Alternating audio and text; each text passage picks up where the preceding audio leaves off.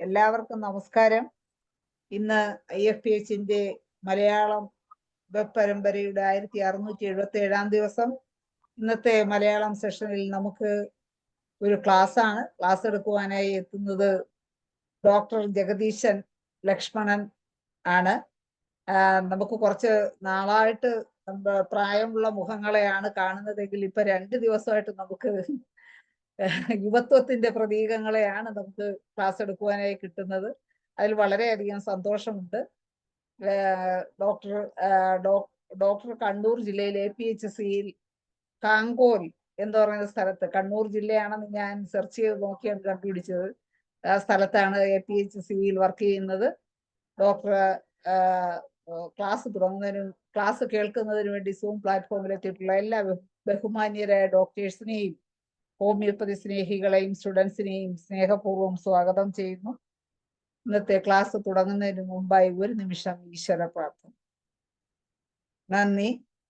ഇന്നത്തെ വിഷയം ഇൻഫെർട്ടിലിറ്റിയും ഹോമിയോപ്പതിയും എന്നുള്ളതാണ് ഡോക്ടർ ക്ലാസ് എടുക്കുന്ന വിഷയം. വളരെ സ്നേഹപൂർവ്വം ഡോക്ടറെ ഇന്നത്തെ ക്ലാസ്സിലേക്ക് ക്ഷണിക്കുകയാണ്. ഡോക്ടറെ ക്ലാസ് കാണുന്നു. പ്രിയപ്പെട്ട IFPH ഭാരവാഹികളെ, അംഗങ്ങളെ, ഡോക്ടർമാരെ, പൊതുജനങ്ങളെ, നമുക്ക് ക്ലാസ്സിലേക്ക് കിടക്കാം. വന്ധ്യതാ ചികിത്സ ഹോമിയോപ്പതിയിൽ എന്നുള്ളതാണ് നമ്മൾ ഇന്ന് ക്ലാസ്സിന് കൊടുത്തിരിക്കുന്ന പേര്. അപ്പോൾ അതിൽ നമുക്കറിയാവുന്ന കാര്യങ്ങൾ തന്നെയാണ് കുറേയൊക്കെ. അപ്പോൾ അതൊരു പൊതുജനങ്ങൾക്കും ഒരു ഇൻട്രൊഡക്ഷൻ ആയിട്ട് കൊടുക്കാൻ പറ്റുന്ന ഒരു ക്ലാസ്സാണ് ഞാൻ ചെയ്യുന്നത്. നമുക്ക് ക്ലാസ്സിലേക്ക് വരാം. വന്ധ്യതാ ചികിത്സ ഹോമിയോപ്പതി. ഇന്ന് വന്ധ്യതാ ചികിത്സയിൽ വളരെ പ്രശംസനീയമായ നിരവധി റിപ്പോർട്ടുകൾ ഹോമിയോപ്പതിയിൽ നിന്ന് വരുന്നുണ്ട്. അതുകൊണ്ട് തന്നെ ഈ ഒരു ക്ലാസ് ഇതിനെക്കുറിച്ച് കുറച്ച് കാര്യങ്ങൾ നമ്മൾ അറിഞ്ഞു വെക്കേണ്ടത് അത്യാവശ്യമാണ്. നമുക്ക് ക്ലാസ്സിലേക്ക് കിടക്കാം. വന്ധ്യതയെ ഒരു രോഗമായി പ്രഖ്യാപിച്ചത് 2008-ലാണ്. WHO ഒരു രോഗമായിട്ട് വന്ധ്യത, അതുവരെ എന്ന് പറഞ്ഞാൽ പണ്ട് കാലത്തൊക്കെ പറഞ്ഞാൽ ഇതൊരു ശാപമായിട്ടൊക്കെയാണ് കണ്ടിരുന്നത്. മിക്ക രോഗങ്ങളെയും, അതായത് ഗുരുതരമായ രോഗങ്ങളെയൊക്കെ അങ്ങനെ ഒരു രോഗം എന്നതിലുപരി ഒരു ശാപം അല്ലെങ്കിൽ ആ രീതിയിലൊക്കെയാണ് കണ്ടിരുന്നത്. പിന്നീടാണ് ഓരോ രോഗങ്ങളെക്കുറിച്ച് മനുഷ്യൻ മനസ്സിലാക്കുകയും ഇവയൊക്കെ ഓരോ വ്യത്യസ്തമായ കാരണങ്ങൾ കൊണ്ട് നമുക്കുണ്ടാവുന്നതാണെന്ന് കണ്ടെത്തുകയും അങ്ങനെ വന്ധ്യതാ ചികിത്സയെ വന്ധ്യതയെ WHO ഒരു രോഗമായിട്ട് പ്രഖ്യാപിക്കുന്നത് 2008-ന് ശേഷം. ഇന്ന് നമ്മുടെ സമൂഹത്തിൽ ഏറ്റവും കൂടുതൽ കാണപ്പെടുന്ന രോഗങ്ങളിൽ ഒന്ന് എന്ന് പറയുന്നത് വന്ധ്യതയാണ്. അപ്പോൾ വന്ധ്യത പ്രശ്നം നമ്മുടെ സമൂഹത്തിൽ വർദ്ധിച്ചു വരികയാണ്. അതിനൊക്കെയുള്ള കാരണങ്ങൾ നമുക്ക് നോക്കാം. 6-ൽ-1 ദമ്പതികൾ ഏതെങ്കിലും തരത്തിലുള്ള വന്ധ്യതാ പ്രശ്നങ്ങൾ അനുഭവിക്കുന്നത്, ഏകദേശം ഒരു 15% ദമ്പതികൾ വന്ധ്യതാ പ്രശ്നങ്ങൾ അനുഭവിക്കുന്നവരായിട്ടാണ് കാണപ്പെടുന്നത്. അതിൻ്റെ കാരണങ്ങൾ 30% പുരുഷന്റെ കാരണങ്ങളുകൊണ്ടും 30% സ്ത്രീ കാരണങ്ങളുകൊണ്ടും 10% രണ്ടുപേരുടെയും, അതായത് ദമ്പതികളുടെ 2 പേരുടെ കാരണങ്ങളുകൊണ്ടും ബാക്കിയുള്ള ഒരു 40% നമുക്ക് തിരിച്ചറിയാൻ പറ്റാത്തതാണ്. അതായത് 30-30, 10, 25, 5 ഇങ്ങനെയാണ് നമ്മൾ കാണുന്നത്. 30% പുരുഷന്മാരുടേത്, 30% സ്ത്രീകളുടേത്, ബാക്കി 40%-ൽ 10% കമ്പൈൻഡ് ആണ്. 25% എന്ന് പറയുന്നത് നമുക്കത് ഇതുവരെ തിരിച്ചറിയാൻ പറ്റിയിട്ടില്ല. 5% എന്ന് പറഞ്ഞാൽ അതർ എന്നല്ല, ഇങ്ങനെയാണ് കാറ്റഗറൈസ് ചെയ്തിരിക്കുന്നത്. ഈ വന്ധ്യതയ്ക്കുള്ള ഒരു പ്രധാന കാരണമായിട്ട് നമ്മൾ പറയുന്നത് പുതിയ കാലഘട്ടത്തിൽ അന്തരീക്ഷത്തിലും ഭൂമിയിലും മാലിന്യത്തിൻ്റെ തോത് കൂടി വരുന്നു എന്നുള്ളതിൻ്റെ ഒരു മിക്ക രോഗങ്ങളുടെയും നമ്മൾ ആദ്യമായിട്ട് തുടക്കത്തിൽ പറയുന്നതാണ്. പിന്നെ അനാരോഗ്യകരമായ ഭക്ഷണശീലങ്ങൾ വന്ധ്യതയ്ക്കുള്ള ഒരു പ്രധാന കാരണം. ജീവിതശൈലി രോഗങ്ങൾക്കെല്ലാം തന്നെ ഒരു കാരണം തന്നെയാണിത്. അനാരോഗ്യകരമായ ഭക്ഷണശീലങ്ങളാണ്. പിന്നെ വ്യായാമക്കുറവ്, ഇതൊക്കെ വന്ധ്യതയെ ബാധിക്കുന്ന ഘടകങ്ങളാണ്. പിന്നെ പുകവലി, മദ്യപാനം, പിന്നെ മാനസിക സമ്മർദ്ദം. ഇന്ന് നമ്മൾ പുതിയ കാലഘട്ടത്തിൽ ദമ്പതികൾ ഒരുപാട് മാനസികമായിട്ടുള്ള സമ്മർദ്ദങ്ങൾ അനുഭവിക്കുന്നുണ്ട്. മുമ്പ് കാലത്ത് നമ്മൾ ജീവിച്ചിരുന്നത് കൂട്ടുകുടുംബ വ്യവസ്ഥയിലായിരുന്നെങ്കിൽ ഇന്ന് ആറ്റോമിക കുടുംബങ്ങളിലാണ്. അപ്പോൾ അതിൻ്റെ പ്രശ്നങ്ങളൊക്കെ ഓരോ കുടുംബത്തിലുമുണ്ട്. വന്ധ്യത ചികിത്സയെക്കുറിച്ച് നമ്മൾ ചിന്തിക്കേണ്ടത് എപ്പോഴാണ്? ഗർഭനിരോധനാദി ഉപാധികൾ ഒന്നും കൂടാതെ ചുരുങ്ങിയത് 6 മാസമെങ്കിലും സാധാരണ ലൈംഗിക ജീവിതം പുലർത്തിയിട്ടും ഗർഭമാവുന്നില്ലെങ്കിൽ നമ്മൾ വന്ധ്യതാ ചികിത്സ ആരംഭിക്കേണ്ടതാണ്. അപ്പോൾ ഇതിപ്പോൾ പറഞ്ഞാൽ ശരിക്കും 3 മാസം നമ്മൾ പുതിയ കാലഘട്ടത്തിൽ നമ്മൾ കുട്ടികളാവാൻ വേണ്ടിയിട്ട് രണ്ടുപേരും ആഗ്രഹിക്കുന്നുണ്ടെങ്കിൽ ഒരു 3 മാസം ഗർഭനിരോധന ഉപാധികളൊന്നും സ്വീകരിക്കാതെ ലൈംഗിക ജീവിതം പുലർത്തിയിട്ടും ഗർഭമാകുന്നില്ലെങ്കിൽ നമ്മൾ ഡോക്ടറെ കാണുക എന്നുള്ളതാണ് നമുക്കിപ്പോൾ പറയാനുള്ളത്. വിവാഹത്തിന് ശേഷം ഗർഭധാരണം ഉടൻ വേണ്ടെന്ന് വെക്കുന്നതിൽ തെറ്റുണ്ടോ? പലപ്പോഴും ചോദിക്കുന്നതാണ്. അപ്പോൾ സ്ത്രീകളുടെ ഒരു ആപ്റ്റ് പ്രായം എന്ന് പറയുന്നത് 22 വയസ്സിന് മുകളിലുള്ള സ്ത്രീകൾ കഴിവതും ഉടൻ ഗർഭിണികളാവുന്നതാണ് ഉത്തമം. അതായത് ദമ്പതികൾ 22 വയസ്സ് സ്ത്രീകൾക്കായെങ്കിൽ പിന്നെ കൂടുതൽ വെയിറ്റ് ചെയ്യേണ്ട എന്നുള്ളതാണ് പറയപ്പെടുന്നത്. പിന്നെ ഗർഭഛിദ്രം പോലുള്ള മാർഗങ്ങൾ പരമാവധി സ്വീകരിക്കരുത്. കാരണം പിൽക്കാലത്ത് ഗർഭഛിദ്രം ഒരു വന്ധ്യതയ്ക്ക് ഒരു പ്രധാന കാരണമാണ്. അപ്പോൾ പുതിയ കാലഘട്ടത്തിൽ നിരവധി ആളുകൾ ഉപയോഗിക്കുന്ന മാർഗങ്ങളാണ്. അപ്പോൾ അത് പലപ്പോഴും വന്ധ്യതയുടെ ഒരു പ്രധാന കാരണമായിട്ട് മാറുന്നുണ്ട്. വന്ധ്യതയും പ്രായവും. ഇപ്പോൾ ഭാര്യയുടെ പ്രായം ഇത് നമ്മൾ പറഞ്ഞു കഴിഞ്ഞു. 22 മുതൽ 27 വയസ്സാണ് സ്ത്രീകൾക്ക് ഗർഭധാരണത്തിനും ഏറ്റവും പറ്റിയ പ്രായം എന്ന് പറയുന്നത്. 30 വയസ്സ് കഴിയുന്നതോടെ ഗർഭധാരണത്തിന് പ്രത്യേക ശ്രദ്ധ ആവശ്യമായി വരും. 35 വയസ്സ് കഴിയുന്നതോടെ ഗർഭധാരണ ശേഷി കുറയും. 40 വയസ്സിനടുത്തായി കഴിഞ്ഞാൽ ഗർഭധാരണം അത്ര എളുപ്പമല്ലാത്തതാവും. ഇപ്പോൾ സ്ത്രീയുടെ പ്രത്യുത്പാദന വ്യവസ്ഥയാണിത്. വജൈന എന്ന് പറയുന്നു, നമ്മൾ ഗർഭാശയം, ഫളോപ്പിയൻ ട്യൂബ് എന്ന് പറയുന്നു, അണ്ഡാശയം. ആരോഗ്യമുള്ള ഗർഭധാരണത്തിന് ആവശ്യമായ ഘടകങ്ങൾ എന്തൊക്കെയാണ്? നമുക്കെല്ലാവർക്കും അറിയാവുന്നതാണ്. ആരോഗ്യമുള്ള അണ്ഡം, ആരോഗ്യമുള്ള ബീജം, ആരോഗ്യമുള്ള ഗർഭപാത്രവും അനുബന്ധ അവയവങ്ങളും. സ്ത്രീകളിൽ പ്രധാനമായി വന്ധ്യതയ്ക്കുള്ള കാരണങ്ങൾ: ശരിയായ അണ്ഡോത്പാദനം നടക്കാതിരിക്കുക. അതിന് നിരവധിയായ കാരണങ്ങളുണ്ട്. പിന്നെ ഹോർമോൺ അനുബന്ധ പ്രശ്നങ്ങൾ, അത് നമുക്കറിയാവുന്നതാണ്. പോളിസിസ്റ്റിക് ഓവറി, എൻഡോമെട്രിയോസിസ്, ഇത്രയാണ് പ്രധാനപ്പെട്ട കാരണങ്ങൾ. അത് നമുക്ക് ഒന്നുകൂടി വിശദമായിട്ട് പറയാം. ഗർഭാശയത്തിലും അനുബന്ധ അവയവങ്ങൾക്കും ഉണ്ടാവുന്ന വൈകല്യങ്ങൾ. ചില ഫോണ്ടുകളുടെ പ്രശ്നങ്ങളുണ്ട്, മലയാളത്തിലേക്ക് ആക്കിയപ്പോൾ പറ്റിയാണ്. അപ്പോൾ ഗർഭാശയത്തിലും അനുബന്ധ അവയവങ്ങൾക്കും ഉണ്ടാവുന്ന വൈകല്യങ്ങൾ, അതിൻ്റെ കാരണങ്ങളാണ് ജന്മനായുള്ള വൈകല്യങ്ങളാവാം, ഗർഭാശയ മുഴകളാവാം, എൻഡോമെട്രോസിസ് ആവാം, അണ്ഡവാഹിനി കുഴകൾക്ക് ഉണ്ടാകുന്ന തകരാറുകളാവാം, പ്രതിരോധ വ്യവസ്ഥയിലെ പ്രവർത്തന വൈകല്യങ്ങളാവാം. സ്ത്രീയുടെ വന്ധ്യതയെ കുറിച്ചാണ് നമ്മൾ പറയുന്നത്. പിന്നെ ഗർഭാശയ മുഴ, ഒരു ചിത്രം കൊടുത്തിരിക്കുന്നുണ്ട്. നമ്മൾ ഗർഭാശയ മുഴ എന്താണെന്നതിനെ കുറിച്ചാണ് ഇവിടെ കാണുന്നതാണ്. ഗർഭാശയ മുഴ എവിടെയുണ്ട്, ഇവിടെ ഓരോ സ്ഥലത്ത് എവിടെയാണ് വരുന്നത് അതിനനുസരിച്ച് ഓരോ പേരുകൾ കൊടുത്തിട്ടുണ്ട്. ഗർഭാശയ മുഴ പ്രത്യുത്പാദന കാലത്ത് സ്ത്രീകളുടെ ഗർഭാശയത്തിൽ കാണപ്പെടുന്ന മുഴയാണ് ഫൈബ്രോയിഡ് അഥവാ ഗർഭാശയ മുഴ എന്ന് പറയുന്നത്. ഫൈബ്രോയിഡ് എന്നാണ് നമ്മൾ പലപ്പോഴും കോമൺ ആയിട്ട് പറയുന്നത്. ഈ മുഴകൾ ക്യാൻസറായി തീരാനുള്ള സാധ്യത വളരെ കുറവാണ്. ഈ ഗർഭാശയ മുഴകൾ പലപ്പോഴും മിക്ക സ്ത്രീകളിലും നമ്മൾ സ്കാൻ ചെയ്ത് കഴിഞ്ഞാൽ കാണാൻ പറ്റും. പ്രത്യേകിച്ച് എന്തെങ്കിലും ആർത്തവ സംബന്ധമായ പ്രശ്നങ്ങളോ മറ്റ് സ്ത്രീകൾ വരുന്നുണ്ടെങ്കിൽ നമ്മളൊന്ന് സ്കാൻ ചെയ്ത് കഴിഞ്ഞാൽ പലപ്പോഴും ഫൈബ്രോയിഡ്സ് കാണാറുണ്ട്.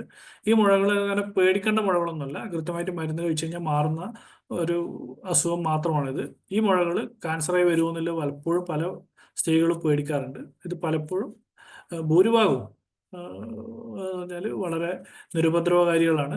നിരുപദ്രവകാരികൾ എന്ന് പറയാൻ പറ്റില്ല. നമുക്ക് ഈ വന്ധ്യതയ്ക്കുള്ള കാരണങ്ങൾ ഉണ്ടാക്കുന്നുണ്ട്, അല്ലെങ്കിൽ മാസക്കുളിയുടെ അല്ലെങ്കിൽ ആർത്തവത്തിൻ്റെ നിരവധി പ്രശ്നങ്ങൾ ഉണ്ടാക്കുന്നുണ്ട്. എങ്കിൽ പോലും ഇത് ക്യാൻസർ പോലുള്ള ഗുരുതരമായ രോഗങ്ങളായിട്ട് മാറാനുള്ള സാധ്യത വളരെ കുറവാണ്. ആർത്തവ വിരാമത്തിന് ശേഷം സാധാരണയായി ചുരുങ്ങി പോവാറുള്ള ഇവ ഇതിന് ശേഷം നിൽക്കുകയാണെങ്കിൽ ക്യാൻസറിന്റെ സാധ്യത ഒഴിവാക്കേണ്ടതാണ്. അതായത് ഇനി ആർത്തവ വിരാമത്തിന് ശേഷം എന്ന് പറഞ്ഞാൽ പലപ്പോഴും സ്ത്രീ ഹോർമോൺസ് കുറവായതുകൊണ്ട് ഇത് മുഴകൾ ചുരുങ്ങും. അങ്ങനെ ചുരുങ്ങുന്നില്ലെങ്കിൽ നമ്മളത് ടെസ്റ്റ് ചെയ്യേണ്ടതാണ്. അല്ലാത്ത സ്ഥലത്ത് എന്ന് പറഞ്ഞാൽ നമ്മൾ അതിനെപ്പറ്റി വലിയ വറീഡാവേണ്ട ആവശ്യമില്ല. എൻഡോമെട്രിയോസിസ് എന്ന് പറയും. ഗർഭപാത്രത്തിലെ ഏറ്റവും ഉള്ളിലത്തെ ആവരണമായ എൻഡോമെട്രിയം, അതായത് ഏറ്റവും ഗർഭപാത്രത്തിന്റെ ഏറ്റവും ഉള്ളിലുള്ള ഒരു ആവരണമാണ് എൻഡോമെട്രിയം എന്ന് പറയുന്നത്. ഇത് ഗർഭാശയത്തിന് പുറത്ത് എവിടെയെങ്കിലും കാണപ്പെടുന്നതിനെയാണ് എൻഡോമെട്രിയോസിസ് എന്ന് പറയുന്നത്. ഗർഭപാത്രത്തിന്റെ ഏറ്റവും ഉള്ളിലുള്ള ആ ഒരു ആവരണമാണത്. അത് ഗർഭാശയത്തിന്റെ പുറത്ത് എവിടെയും കാണാതെ, അത് കാണുന്നതനുസരിച്ച് അതിന് പേരുകളും കൊടുത്തിട്ടുണ്ട്. എൻഡോമെട്രോസ് ഇത് കൂടുതലായും കാണപ്പെടുന്നത് അണ്ഡാശയം, അണ്ഡവാഹിനി കുഴലുകൾ, ഗർഭാശയത്തെ പിടിച്ചു നിർത്തുന്ന പേശികൾ എന്നിവിടങ്ങളിലാണ് ഏറ്റവും കൂടുതലായിട്ട് കാണപ്പെടുന്നത്. ഈ എൻഡോമെട്രോസിന്റെ ഒരു പ്രശ്നം എന്ന് പറയുന്നത്, മാസമുറ സമയത്ത് എങ്ങനെയാണോ ഗർഭാശയത്തിലെ ഉൾഭിത്തി പൊട്ടി രക്തം പുറത്തു പോകുന്നത്, അതുപോലെ ഗർഭാശയ കോശങ്ങൾ എവിടെയെല്ലാം പൊട്ടിപ്പിടിച്ചിട്ടുണ്ടോ അവിടെയെല്ലാം ഈ പ്രതിഭാസം നടക്കുകയും രക്തം കെട്ടിക്കിടക്കുകയും ചെയ്യും. പലപ്പോഴും ചില അവയവങ്ങളൊക്കെ ആണെങ്കിൽ അവിടെ വളോപ്പിയൻ ട്യൂബ് അവിടെയൊക്കെ ആണെങ്കിൽ വെച്ചാൽ ഇത് കെട്ടിക്കിടക്കും. ഇത് മാസമുറയുള്ള സ്ത്രീകളിൽ 10% പേരിലെങ്കിലും കണ്ടുവരുന്നുണ്ട്. വന്ധ്യത അനുഭവിക്കുന്ന സ്ത്രീകളിൽ 100-ൽ 40 പേരിലും കണ്ടുവരുന്ന ഇത് അതുകൊണ്ട് തന്നെ വന്ധ്യതയുടെ ഒരു പ്രധാന കാരണമാണ്. ഇത് വന്ധ്യത അനുഭവിക്കുന്ന ഒരു സ്ത്രീകളാണെങ്കിൽ അവർ 100 പേരെ നോക്കിക്കഴിഞ്ഞാൽ നമുക്ക് 40 പേരിലും നമുക്ക് ഈ ഫൈബ്രോയിഡ്സ് കാണാൻ കഴിയും. അതുകൊണ്ട് തന്നെ ഇത് വന്ധ്യതയുടെ ഒരു പ്രധാന കാരണമായിട്ട് നമ്മൾ കണക്കാക്കുന്നുണ്ട്. ഇത് ഏകദേശം ഒരു 10% സ്ത്രീകളിലും കാണപ്പെടുന്നുണ്ട്. അതൊക്കെ നിരുപദ്രവകാരിയാണ്. അതേസമയം എന്ന് പറഞ്ഞാൽ നമ്മളൊരു ഫെർട്ടിലിറ്റി ഏജിലാണെങ്കിൽ നമ്മളിത് അതായത് ദമ്പതികളെ നമ്മൾ സ്ത്രീകളെ പരിശോധിക്കുമ്പോൾ നമുക്കിത് ഒരു 100% രോഗികളെ നോക്കിക്കഴിഞ്ഞാൽ ഒരു 40 പേരിൽ നമുക്ക് ഈ എൻഡോമെട്രോസ് കാണാൻ കഴിയും. ലക്ഷണങ്ങൾ എന്തൊക്കെയാണെന്ന് പറഞ്ഞാൽ മാസമുറ സമയത്തെ വേദന, അടിവയറിൽ വേദനയും തടിപ്പും. വന്ധ്യത ഗർഭാശയവും അനുബന്ധ ഭാഗങ്ങളും ഒട്ടിപ്പിടിച്ച രൂപത്തിൽ കാണപ്പെടുന്നതിനാൽ ബന്ധപ്പെടുന്നത് വേദനാജനകമായി. പലരിലും എൻഡോമെട്രോസ് നല്ല വേദന ഉണ്ടാക്കാറുണ്ട്. അത് ഗർഭാശയ സമയത്തുണ്ടാവും, അതുപോലെ തന്നെ നമ്മൾ ബന്ധപ്പെടുമ്പോഴും ഇത് വേദന ഉണ്ടാക്കാറുണ്ട്. അപ്പോൾ അങ്ങനെ ബന്ധപ്പെടുമ്പോൾ വേദന ഉണ്ടെന്ന് പറയുമ്പോൾ നമ്മൾ ചെക്ക് ചെയ്യുമ്പോൾ പലപ്പോഴും എൻഡോമെട്രോസ് കാണാറുണ്ട്. പിന്നെ ചോക്ലേറ്റ് സിസ്റ്റ് ഓവറി, അണ്ഡാശയത്തിൽ രക്തം കെട്ടിക്കിടന്ന് സിസ്റ്റ്, അതായത് ഒരു മുഴ രൂപത്തിൽ കാണുന്നതിനെയാണ് ഇങ്ങനെ പറയുന്നത്. ഇങ്ങനെയുള്ള സ്ത്രീകളിൽ ഇത് പൊട്ടാനും വയറുവേദന അനുഭവപ്പെടാനും സാധ്യതയുണ്ട്. പോളിസിസ്റ്റിക് ഓവറി സിൻഡ്രോം ഇത് വളരെ കൂടുതലായിട്ട് ഇപ്പോൾ കാണുന്ന ഒരു സിൻഡ്രോം. അതായത് നമ്മൾ മുമ്പൊക്കെ എന്ന് പറഞ്ഞാൽ പോളിസിസ്റ്റിക് ഓവറി ഡിസീസ് എന്ന് പറയുന്നത് ഇപ്പം സിൻഡ്രോം എന്ന് പറയുന്നത്. അതായത് ഇത് നമ്മുടെ ശരീരത്തിന്റെ മുഴുവൻ ഭാഗങ്ങളെയും ബാധിക്കുന്നതുകൊണ്ടാണ് സിൻഡ്രോം എന്ന് പറയുന്നത്. അണ്ഡാശയത്തിലെ വ്യതിയാനങ്ങൾ ശരീരത്തിന്റെ വിവിധ പ്രവർത്തനങ്ങളെ ബാധിക്കുന്ന അവസ്ഥയാണിത്. PCOS എന്ന് പറയും. അത് നമ്മൾ ചെറിയ പ്രായത്തിൽ തന്നെ നമ്മളത് സ്കാൻ ചെയ്ത് കഴിഞ്ഞാൽ നമുക്ക് കാണാൻ പറ്റും. മാറുന്ന ജീവിതശൈലി, മാനസിക പിരിമുറുക്കവും ഒക്കെ കാരണം കൗമാരക്കാരിൽ ഈ അസുഖം ഇപ്പോൾ കൂടുതലായി കണ്ടുവരുന്നു. ഇത് പലപ്പോഴും വന്ധ്യതയുടെ ഒരു പ്രധാന കാരണമായി തീരാറുണ്ട്. 20% വന്ധ്യതയ്ക്ക് കാരണം PCOS എന്നാണ് ഇപ്പോൾ കണക്കാക്കപ്പെട്ടിരിക്കുന്നത്. അപ്പോൾ ഈ PCOS എന്ന് പറഞ്ഞാൽ കൂടുതലാകുമ്പോൾ പറഞ്ഞാൽ പ്രത്യേകിച്ച് തടിച്ച വരലുണ്ടാവും. അതുപോലെ മാസമുറ കൃത്യമായിട്ട് വരുന്നില്ലെങ്കിലൊക്കെ കുട്ടികൾ ചെറിയ പ്രായത്തിൽ തന്നെ ചെക്ക് ചെയ്ത് കഴിഞ്ഞാൽ PCOSന്റെ ഒരു തുടക്കത്തിലേക്ക് പോകുന്നുണ്ടോ നമുക്ക് മനസ്സിലാക്കാൻ പറ്റും.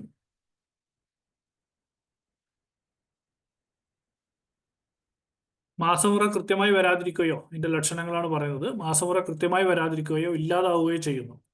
മാസമുറ സമയത്ത് കൂടുതൽ രക്തം പോവുകയും ചെയ്യുന്നു.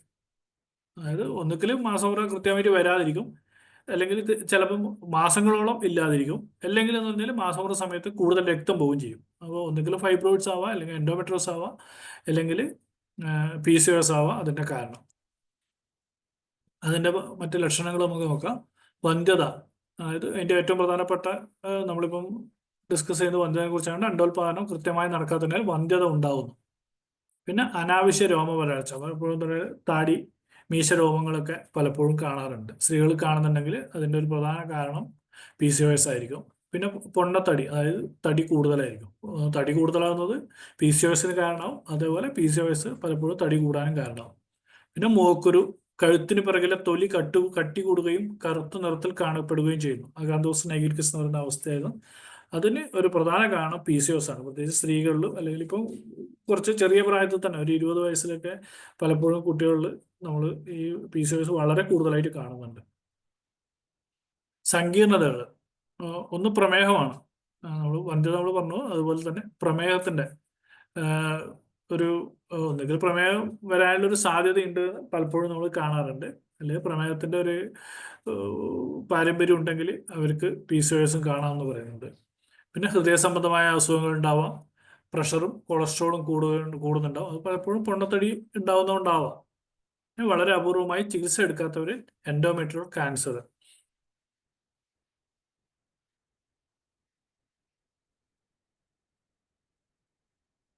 അതിൻ്റെ അപ്പുറത്ത് വരേണ്ട സ്ലൈഡാണ് എൻഡോമെട്രിയൽ ക്യാൻസറിനെ കുറിച്ചുള്ള.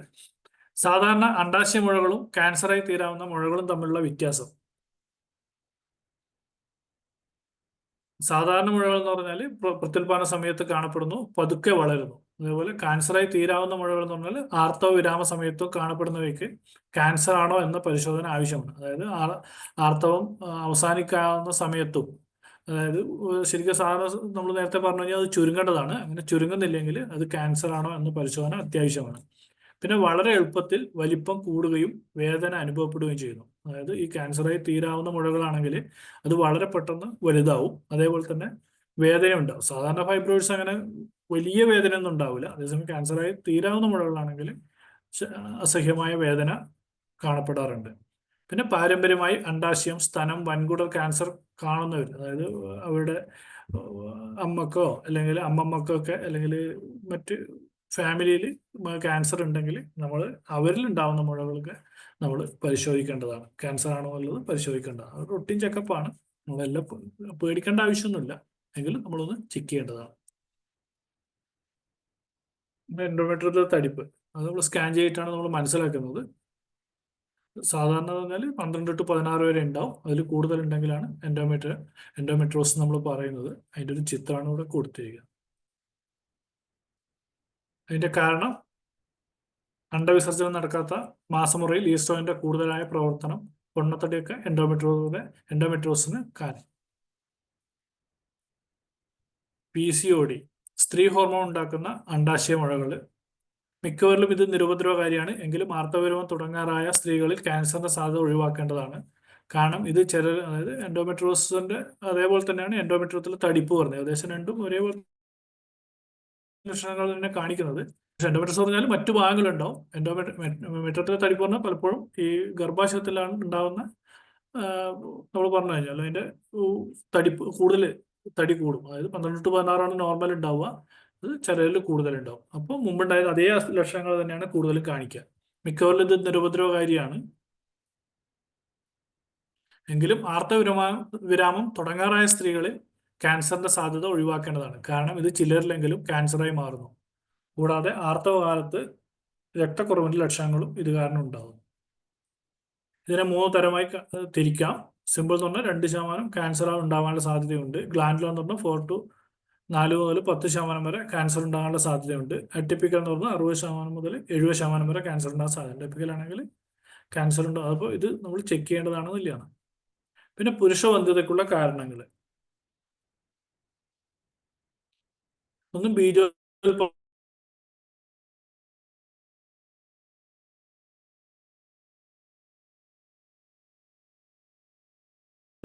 അല്ലെ ഉദ്ധാരണ ശേഷി കുറവാവാം.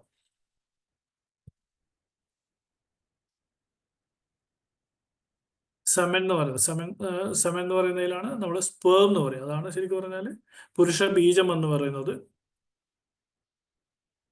അതിനുണ്ടാകുന്നത് ഹെഡ്, മിഡ് പീസ്, ടെയില്, തല, ഉടൽ, വാല്. ടെസ്റ്റിക്കിളിലാണ് ഉത്പാദിപ്പിക്കുന്നത്, വൃഷണസഞ്ചിയിലാണ് ഉണ്ടാകുന്നത്. പിന്നെ എന്തൊക്കെയാണ് സെമനിൽ അടങ്ങിയിരിക്കുന്നില്ല? സ്പേം സെൽസ് ഉണ്ട്, പിന്നെ പ്രോസ്റ്റേറ്റ് ഫ്ലൂയിഡ് ഉണ്ട്, സെമിനൽ വെസിക്കൽ ഫ്ലൂയിഡ് ഉണ്ട്, ബൾബോ യൂറിത്തൽ ഗ്ലാൻഡ് ഫ്ലൂയിഡ് ഉണ്ട്, അതർ സബ്സ്റ്റൻസസ്. പിന്നെ അതിന്റെ സ്പേം സെൽസ് ആണ് ശരിക്കും പറഞ്ഞാൽ ഫെർട്ടിലൈസേഷന് വേണ്ടി ഉള്ള റീപ്രൊഡക്റ്റീവ് സെൽ എന്ന് പറയുന്നത്. പിന്നെ പ്രോസ്റ്റേറ്റ് ഫ്ലൂയിഡ് എന്ന് പറഞ്ഞാൽ ഒരു മിൽക്കി കളറാണ്. അതിലാണ് എൻസൈംസ്, സിങ്ക്, സിട്രിക് ആസിഡ് ഒക്കെ ഉള്ളത്. പിന്നെ സെമിനൽ വെസിക്കൽ ഫ്ലൂയിഡ് ഉണ്ട്, ഹൈ ഇൻ ഫ്രക്ടോസ് ആണ്, ഫ്രക്ടോസ് കൂടുതലുള്ളതാണ്. അതിന്റെ എനർജി സ്പേം സെൽസിന് കൊണ്ട് എനർജി ഉണ്ടാക്കുന്നതാണ്. ഇത്രയും കണ്ടന്റ്, അതായത് ബൾബോയൂറിത്തൽ ഗ്ലാൻഡ് ഫ്ലൂയിഡ് ഉണ്ട്, വാട്ടർ ഉണ്ട്, വെള്ളമുണ്ട്, എൻസൈംസ് ഉണ്ട്, ഹോർമോൺസ് ഉണ്ട്, ആന്റിബോഡീസ് ഉണ്ട്. ഇത്രയാണ് നമ്മൾ സെമൻ എന്ന് പറയുന്നതിന് അടങ്ങിയിരിക്കുന്നത്. പിന്നെ അതിന്റെ വോളിയം എന്ന് പറയുന്നത് 1.5 to 5 മില്ലിലിറ്റേഴ്സ് ആണ് ഇതിന്റെ വോളിയം ഉണ്ടാകുന്നത്. പിന്നെ pH പറഞ്ഞാൽ 7.2 to 8 ആണ്. ടോട്ടൽ സ്പേം കൗണ്ട് പറഞ്ഞാൽ 15 മില്യൺ പെർ ml ആണ്. മോർട്ടിലിറ്റി എന്ന് പറഞ്ഞാൽ മിനിമം ഒരു 40% മേലെ വേണം. മോർഫോളജി 4% മിനിമം നോർമൽ വേണം. പിന്നെ അതിൽ വൈറ്റ് ബ്ലഡ് സെൽസ് WBC പറയുന്നത് 1 ml/ml താഴെ ആയിരിക്കണം. പിന്നെ ഫ്രക്ടോസ് ഉണ്ട്.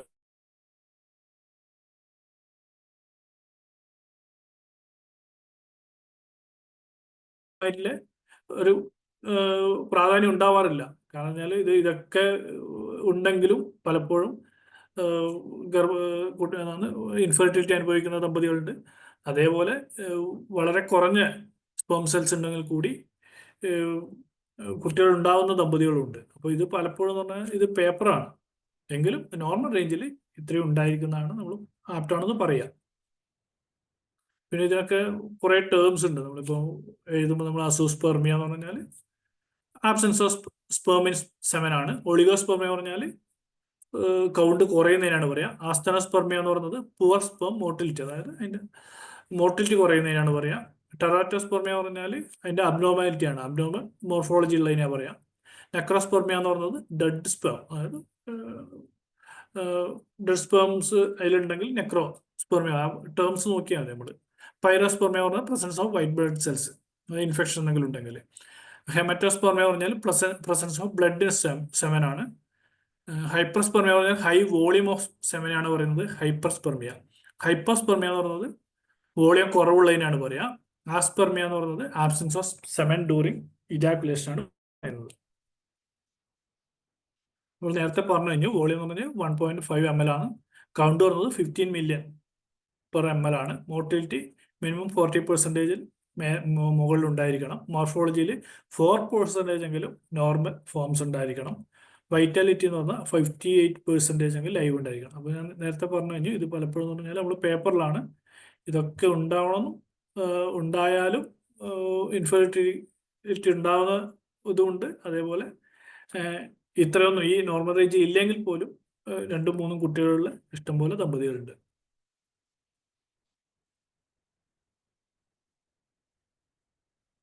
അപ്പോൾ അസൂസ്പെർമിയ പറഞ്ഞാൽ തീരെ ബീജങ്ങൾ ഇല്ലാത്തൊരവസ്ഥയാണ്.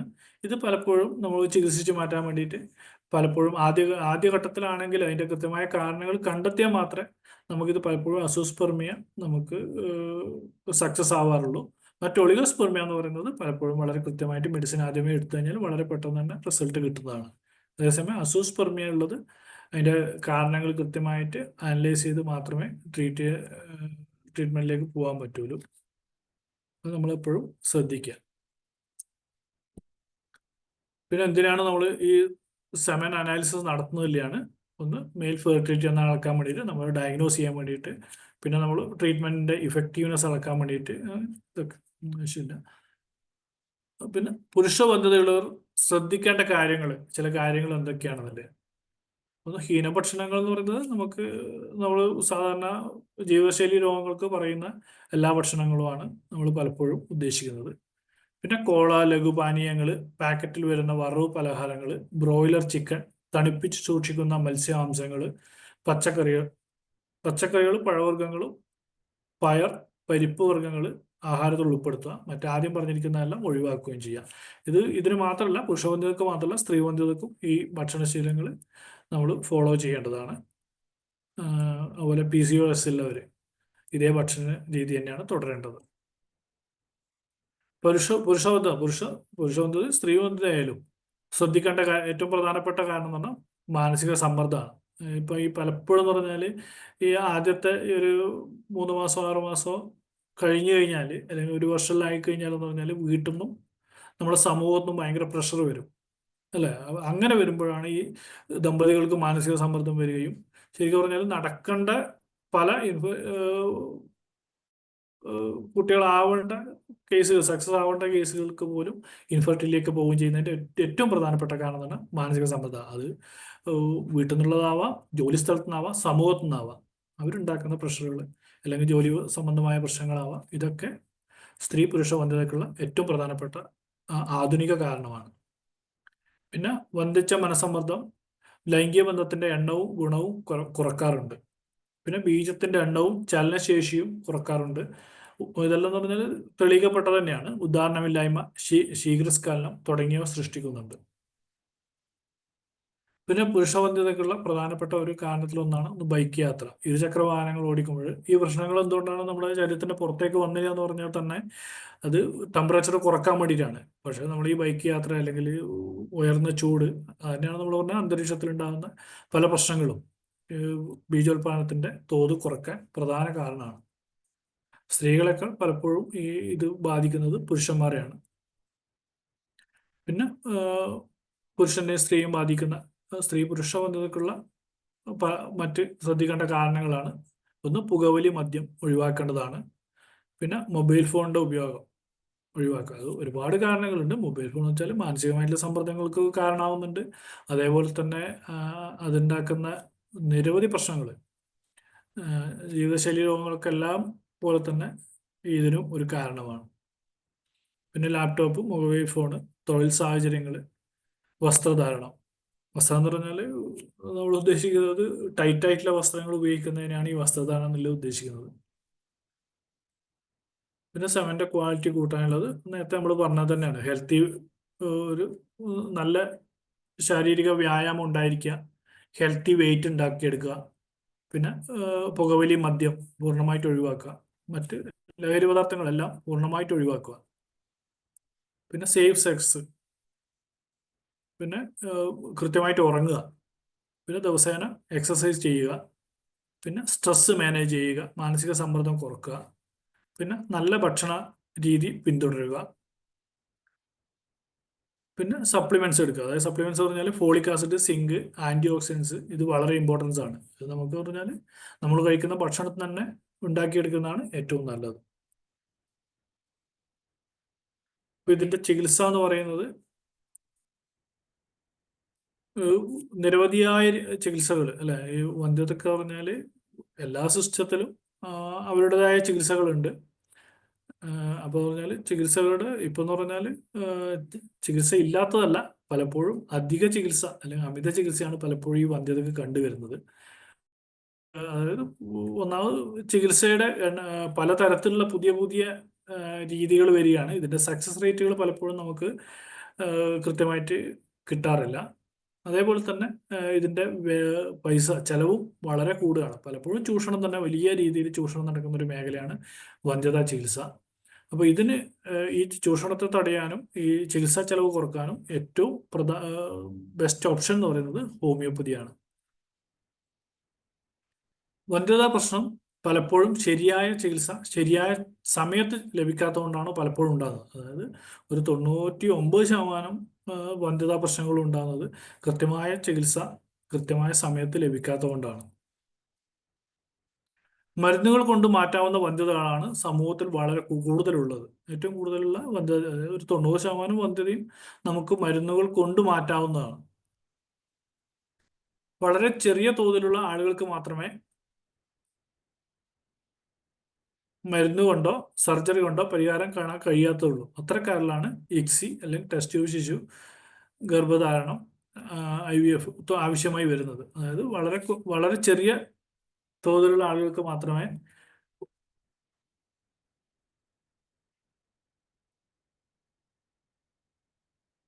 അതായത് ഭൂരിഭാഗം ആളുകൾക്കും, അത് എഴുതിയിരിക്കുന്നതിൻ്റെ ഇതിങ്ങനെ ആയതുകൊണ്ടാണ്, ഭൂരിഭാഗം ആളുകൾക്കും നമുക്ക് മരുന്ന് കൊണ്ട് അല്ലെങ്കിൽ ഇപ്പം ബ്ലോക്കോ അങ്ങനെ എന്തെങ്കിലും ഉണ്ടെങ്കിൽ മാത്രം സർജറി ആവശ്യമുള്ളൂ.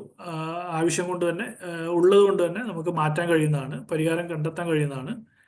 ഇനി അത് അത്രയും കണ്ടെത്താൻ കഴിയാത്ത ആൾക്കാർക്ക് മാത്രമാണ് നമുക്ക് മറ്റ് രീതികൾ ആവശ്യമായി വരുന്നുള്ളൂ. അത് വളരെ കുറഞ്ഞ ശതമാനം ആളുകൾ മാത്രമാണ്. ഇപ്പം പലപ്പോഴും പറഞ്ഞാൽ ഇതൊരു സാമ്പത്തികമായിട്ടുള്ള ഒരു ലാഭത്തിന് വേണ്ടിയിട്ട് ഈ മരുന്നുകൾ കൊണ്ട് മാറുന്ന രോഗികളെ പോലും മറ്റ് രീതികളിലേക്ക് കൊണ്ടുപോകുന്ന ഒരു രീതിയുണ്ട്. സമൂഹത്തിൽ വളരെ വ്യാപകമായിട്ടുണ്ട്, വളരെ വലിയ രീതിയിലുള്ള ചൂഷണം നടക്കുന്നുണ്ട്. അതുകൊണ്ടാണ് ഇത് പ്രത്യേകിച്ച് പറയാൻ കാരണം. പിന്നെ എന്താണ് ഹോമിയോപ്പതി ചികിത്സ എന്നുള്ളതാണ്. മരുന്നുകൾ കൊണ്ട് ചികിത്സിക്കാൻ കഴിയുന്ന വന്ധ്യതകൾക്ക് ഹോമിയോപ്പതി സാധ്യത ഏറെയാണ്. അതായത് മരുന്നുകൾ കൊണ്ട് ചികിത്സിക്കാൻ പറ്റുന്ന ഒരു വന്ധ്യതയാണ് നിങ്ങൾക്ക് ഉള്ളതെങ്കിൽ 100% ഹോമിയോപ്പതി കൊണ്ട് തന്നെ നിങ്ങൾക്കത് പരിഹരിക്കാൻ സാധിക്കും എന്നുള്ളതാണ് പറയാനുള്ളത്. നിരവധിയായ മരുന്നുകൾ, അതേപോലെ തന്നെ അതിൻ്റെ കൂടെ തന്നെ ഹെൽത്തി ആയിട്ടുള്ള ഡയറ്റ്, അതുപോലെ സേഫ് ആയിട്ടുള്ള ഡോക്ടർ പറയുന്ന രീതിയിലുള്ള മരുന്നുകൾ കഴിക്കുക, അതേപോലെ ഡോക്ടർ പറയുന്ന കാര്യങ്ങൾ അനുസരിക്കുകയും ചെയ്യുക കഴിഞ്ഞാൽ നിങ്ങൾക്ക് 100% തന്നെ പരിഹരിക്കാൻ പറ്റുന്നു രോഗമാണ് വന്ധ്യത എന്ന് പറയുന്നത്. മരുന്നുകൾ കൊണ്ട് നമുക്ക് ചികിത്സിക്കാൻ പറ്റുന്ന വന്ധ്യതകളിൽ ഹോമിയോപ്പതി സാധ്യത പറഞ്ഞാൽ 100% എന്ന് പറയാം. അതായത് ഇതിൽ വെച്ചാൽ അണ്ടോൽപാദന പ്രശ്നങ്ങളാവാം, PCOD ആവാം. PCOD എന്നുള്ള പേരിപ്പം എടുത്തു കഴിഞ്ഞാൽ PCOS ആവാം, വെള്ളപ്പോക്കാവാം, അല്ലെങ്കിൽ മറ്റ് അണുബാധകളാവാം. അതുപോലെ സ്ത്രീകൾക്ക് ഉണ്ടാവുന്ന അല്ലെങ്കിൽ ഫൈബ്രോയിഡ്സ് ആവാം, അങ്ങനെ ഉണ്ടാവുന്ന സ്ത്രീകൾക്ക് ഉണ്ടാവുന്ന അല്ലെങ്കിൽ എൻഡോമെട്രിയോസ് ആവാം. ഇതിനൊക്കെ എന്ന് പറഞ്ഞാൽ നമുക്ക് ഹോമിയോപ്പതി ചികിത്സയിലൂടെ മാറ്റാൻ കഴിയും. അത് മാറ്റുന്നതോടുകൂടി തന്നെ വന്ധ്യതയെ നമുക്ക് പരിഹരിക്കാനും പറ്റും. പിന്നെ മാസമുറ അനുബന്ധമായ വേദനകൾ പലപ്പോഴും എന്ന് പറഞ്ഞാൽ ചെറിയ പ്രായത്തിൽ തന്നെ ഇപ്പം പെൺകുട്ടികൾക്ക് കാണുന്നതാണ് മാസമുറ അനുബന്ധമായ. ആദ്യഘട്ടത്തിൽ എന്ന് പറഞ്ഞാൽ ഇവർ കൃത്യമായിട്ട് മരുന്നെടുക്കാനോ അല്ലെങ്കിൽ കൃത്യമായ ഡോക്ടറെ കാണാനോ പലപ്പോഴും ശ്രമിക്കുക. ഇതൊക്കെ ഒരു സ്വാഭാവികമായിട്ട് അനുഭവിക്കേണ്ടതാണെന്നുള്ള മട്ടിൽ കൊണ്ടുപോവുകയാണ് ചെയ്യുക. ഇത് കൃത്യമായിട്ട് ആദ്യഘട്ടത്തിൽ തന്നെ ഇതെന്താണ് ഇതിന്റെ കാരണം എന്ന് കണ്ടെത്തുകയും അതിന് കൃത്യമായ ഹോമിയോ ചികിത്സ എടുത്താണ് ഭാവിയിൽ വരുന്ന വന്ധ്യതയെ നമുക്ക് പൂർണ്ണമായും ഉന്മൂലനം ചെയ്യാൻ സാധിക്കും.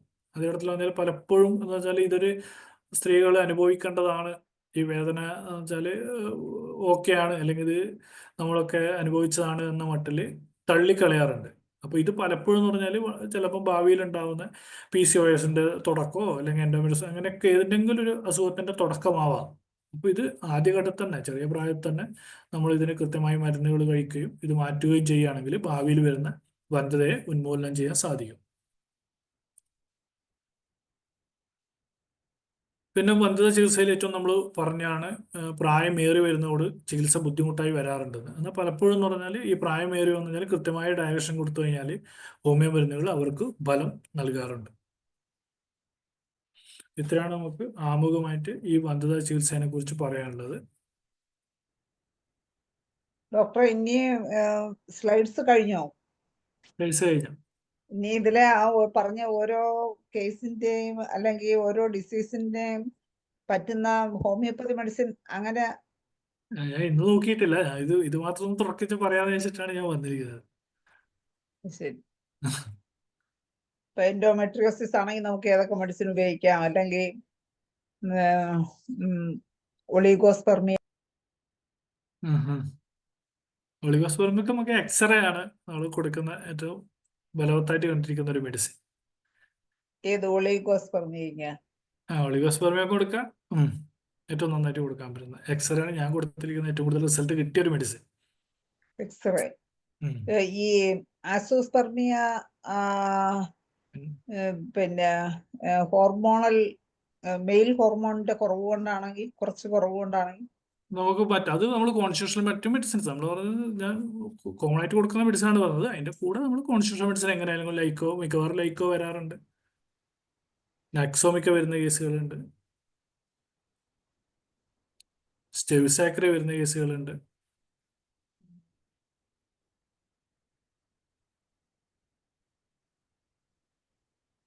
കുറച്ചൊരു സംസാരത്തിന്റെ സ്റ്റൈലൊക്കെ ഒരു ചെറിയ തോതിലൊരു ഫെമിനിസം കൂടെ ഉണ്ടെങ്കിൽ നമ്മുടെ ഡോക്ടറുടെ ക്ലാസിന്റെ മെയിൻ ഭാഗം കഴിഞ്ഞിരിക്കുകയാണ്. ഇനി എന്തെങ്കിലും സംശയങ്ങളോ ഡിസ്കഷൻ ആർക്കെങ്കിലും വേണമെങ്കിൽ ചെയ്യാം. സംശയങ്ങളോ എന്തെങ്കിലും ഇന്നത്തെ ക്ലാസ്സിനെ കുറിച്ച് അഭിപ്രായങ്ങളോ പറയാനുണ്ടെങ്കിൽ ഓരോരുത്തരായിട്ട് ഹാൻഡ് റൈസ് ചെയ്ത് അവരവരുടെ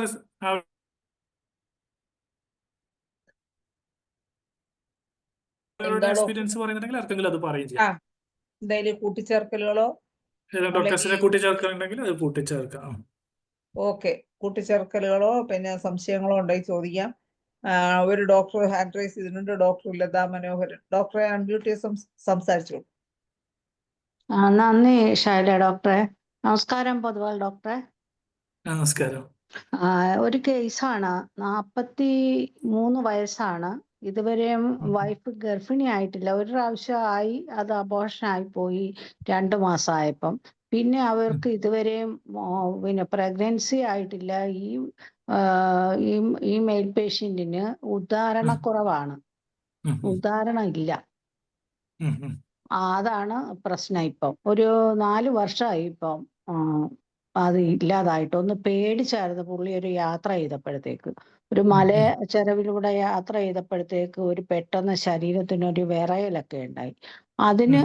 അതിന് ശേഷമാണ് പുള്ളിക്ക് ഈ ഉദ്ധാരണക്കുറവെന്നുള്ള കാര്യം ഈ ഭയങ്കരമായിട്ട് പ്രശ്നമായത്. അപ്പോൾ അതിന് മരുന്നുകളും ഒക്കെ കാര്യങ്ങൾ എങ്ങനെയാണെന്നൊന്ന് പറഞ്ഞാൽ നല്ലതായിരിക്കും.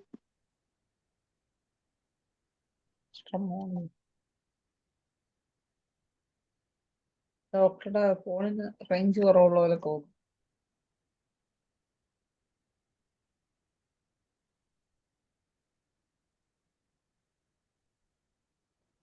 എത്ര പ്രായമുണ്ട് അവർക്ക്? ഇപ്പൊ 43 വയസ്സുണ്ട് ആ മെയിലിന്. ഉം, ഉം. 38 വയസ്സ് ഫീമെയിലിന്, വൈഫിന്. ആഹാ. അവര് എങ്ങനെയാണ് പേടിച്ചത്? എന്ത് കണ്ടിട്ട്? എന്തെങ്കിലും ഒന്നും ഇതായിട്ടാണ്? കണ്ടതല്ല, ഒന്നും ഉം, കണ്ടില്ല. പുള്ളി ബസ്സിനകത്ത് ഇവര് ഭാര്യയും ഭർത്താവും കൂടെ തന്നെ ഇരുന്ന് വർത്താനം പറഞ്ഞ് ഇങ്ങനെ ഒരു മലയിൽ കൂടെ ബസ്സിനകത്ത് യാത്ര ചെയ്തുകൊണ്ടിരിക്കുകയായിരുന്നു. അപ്പൊ ഉം, ഒരു സ്ഥലത്ത് ചെന്നപ്പം പുള്ളിക്ക് ശരീരത്തിന് മൊത്തം ഒരു വിറയല് പോലെ തോന്നി. ഉം, ഉം, അതാണ് ഒരു ഹിസ്റ്ററി ആയിട്ട് പറയുന്നത്. അതിനുശേഷം പുള്ളിക്ക് ആ വണ്ടിക്കകത്ത് മുന്നോട്ട് പോകാൻ പറ്റുകയില്ല എന്ന് തോന്നിയിട്ട് അവര് അടുത്ത സ്റ്റോപ്പിൽ ഇറങ്ങി തിരിച്ച് വീട്ടിലോട്ട് അടുത്ത ബസ് കയറി പോരുകയായിരുന്നു. ഉം, ഉം, അതിനുശേഷം പുള്ളിക്ക് പിന്നെ ഇത് പറ്റുന്നില്ല, ഉം, ബന്ധപ്പെടാൻ പറ്റുന്നില്ല. ഉം, ഉം. അത് അപ്പൊ പേടിച്ചാണ്. വയറ് വന്നിങ്ങനെ വീർക്കും, ശരീരം മുഴുവൻ ഇങ്ങനെ വായു കൊണ്ട് നിറഞ്ഞിരിക്കുന്ന പോലെയൊക്കെ തോന്നും. ആഹാരം കഴിച്ചു കഴിഞ്ഞാൽ ഛർദിയായിരുന്നു വന്ന ഉടനെ. ഇപ്പം അത് കുറഞ്ഞിട്ടുണ്ട്, പക്ഷെ ഇത് ശരിയായിട്ടില്ല. ശരീരത്തിന്റെ ആ ഫീലിംഗ് ഒക്കെ കുറഞ്ഞു. ഈ ശരീരം മുഴുവൻ ഇങ്ങനെ വായു കൊണ്ട് നിറഞ്ഞു നിന്നിട്ട് പുള്ളിക്ക് മരിച്ചു പോകുമെന്നുള്ളൊരു വിചാരമായിരുന്നു. ഉം, ഉം. അർജന്റീനയ്ക്ക് ആണോ അയാള്? അർജന്റീനായിട്ടൊക്കെ ഞാൻ കൊടുത്തിട്ടില്ല കേട്ടോ, കൊടുത്തിട്ടില്ല.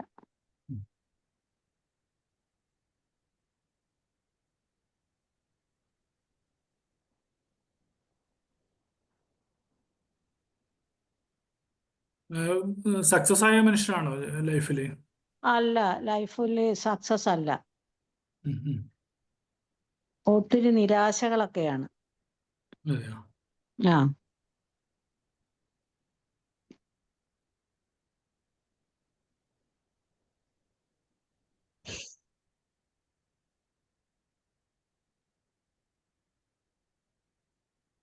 ചിലപ്പോൾ അർജന്റീനയ്ക്കൊക്കെയാണ് വരുന്നത്. ആഹാ, ശരി. ഞാനൊന്ന് ഓ നോക്കിയിട്ട് അതുമായിട്ട് ശരിയാണെങ്കിൽ അത് കൊടുത്തു നോക്കാം ഓ doctor. Okay okay. Okay, thank you doctor. Thank you, thank U.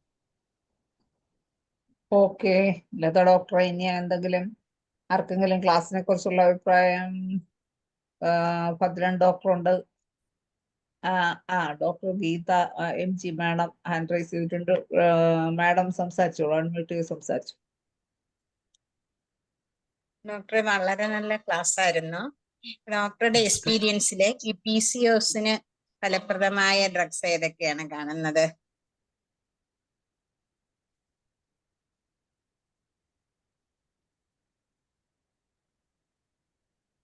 PCOS അല്ലേ?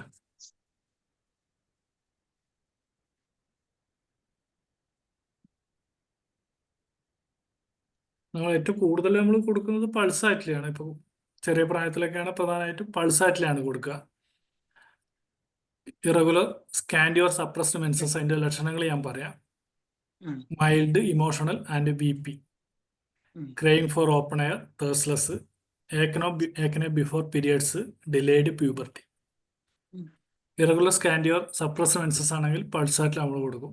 പിന്നെയുള്ളത് സെപ്പിയാണ് വരുന്നത്, ഹോർമോണൽ ഇംബാലൻസ് വിത്ത് ഇറഗുലർ മെൻസസിലാണ് അതിന്റെ ലക്ഷണങ്ങൾ പറയുന്നത്. പിന്നെ ബിയറിംഗ് ഡൗൺ പെയിൻസ്, അഥവാ മെൻസസ് ഉണ്ടാവുന്നുണ്ടെങ്കിൽ ആ സമയത്ത് ബിയറിംഗ് ഡൗൺ പെയിൻസ് ഉണ്ടാവും. പിന്നെ ഹിർസൂയിറ്റ്സ് ഒക്കെ, ഫേഷ്യൽ ഹെയർ ഒക്കെ എന്ന് പറഞ്ഞാൽ സെപ്പിയൊക്കെ ഒരു പ്രധാനപ്പെട്ടായിട്ട് പറയുന്നുണ്ട്. പിന്നെ indifference to loved ones, irritability ഒക്കെയാണ് അതിന്റെ മൈൻഡ് പറയുന്നത്. Periods may to late and scanty എന്നുള്ളതാണ് സെപ്പിയൊക്കെ പറയുന്ന പ്രധാനപ്പെട്ട ലക്ഷണങ്ങൾ. പിന്നെ ലാക്കസ് പറയുന്നുണ്ട്, ഉം. പിന്നെ എപ്പിസ് പറയുന്നുണ്ട്. അല്ലേ? ഉം. പ്രത്യേകിച്ച് റൈറ്റ് ഓവറി ആണെങ്കിൽ സോളൻ ടെൻഡർ ഒക്കെ ഉണ്ടെങ്കിൽ ആ രീതിയിൽ റൈറ്റ് ഓവറി ഇതും കൂടി ഉണ്ടെങ്കിൽ പറയുന്നുണ്ട്. പിന്നെ തൂജ നമ്മളൊരു മെയിൻ മെഡിസിൻ ആണ്, അത് പക്ഷെ ലെഫ്റ്റ് സൈഡാണ്. പിന്നെ കാൽക്കേരിയ കാർബ് പറയുന്നുണ്ട്. ഒബീസ ഒക്കെ ആണെങ്കിൽ കാൽക്കേരിയ കാർബ് ഒരു പ്രധാനപ്പെട്ട മെഡിസിൻ ആണ്. ഒബീസ് ആണ്, പ്രൊഫ്യൂസ് സ്വെറ്റിംഗ് ഉണ്ടാവും, late and profuse menses, cold ആണ്, സ്ലഗിഷ് ആണ്, ഫ്ലാബി ആണ്. പിന്നെ ക്രേയിങ് ഫോർ എക്സ് ഉണ്ടാവാം, ഇൻഡസ്ട്രിയൽ തിങ്സിനോടൊക്കെ താല്പര്യം ഉണ്ടാവാം, ആങ്സൈറ്റി ഉണ്ടാവാം. ഉം. ഈ കുട്ടിക്ക് 23 വയസ്സുണ്ട്, ഒബീസ് ആണ്. അതിന്റെ മുഖം എപ്പോഴും ഫേസിൽ എപ്പോഴും വേർത്തോണ്ടിരിക്കും. ഒന്നും ചെയ്താലും എക്സർഷൻ ഉണ്ടെങ്കിലും ഇല്ലെങ്കിലും എല്ലാം മുഖം വേർക്കും. പീരീഡ് ഇറഗുലർ എന്ന് പറഞ്ഞാല് പ്രൊലോങ്ഡ് ആണെന്നേ ഉള്ളൂ, അല്ലാതെ അമെനോറിയ ഉണ്ടാകാറില്ല. സ്കാൻ റിപ്പോർട്ടിൽ ബോത്ത് ഓവറീസിലും സിസ്റ്റ് ഉണ്ട്. പിന്നെ കൽക്കേരിയ കാർബൊക്കെ കൊടുത്തിട്ട് ഒരു ചേഞ്ചും കാണുന്നില്ല. എല്ലാ പൊട്ടൻസിയും ട്രൈ ചെയ്ത് നോക്കി, തൂജ കൊടുത്തു. ഈ മുഖം വേർക്കുക എന്നുള്ളതാണ് അതിന്റെ ഒരു പ്രധാന സിംറ്റം. സൈലീഷ്യം കൊടുത്തു നോക്കി ഡോക്ടറെ. പിന്നെ ഈ കുട്ടി ഇറിറ്റബിൾ ആണ്, ഒരു സെലക്ടഡ് കമ്പനിയാ ഇഷ്ടപ്പെടുന്നത്, ആരുമായിട്ടും അങ്ങനെ മിങ്കിൾ ചെയ്യത്തില്ല.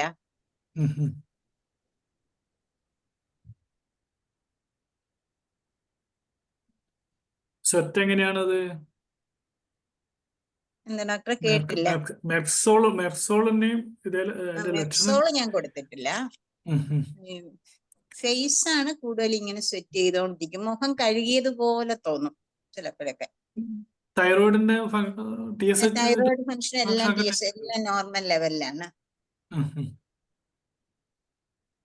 യൂഫോറിനൊക്കെ നമ്മൾ പറഞ്ഞാൽ സാധാരണ ഇതായിട്ട് കൊടുക്കുന്നതാണ്, കോംപ്ലിമെന്ററി പോലെ കൊടുക്കുന്നതാണ് യൂഫോറിനൊക്കെ.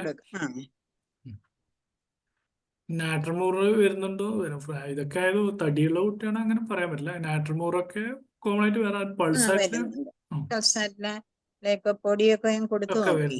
വരുന്നുണ്ട് അല്ലേ? തൂജ.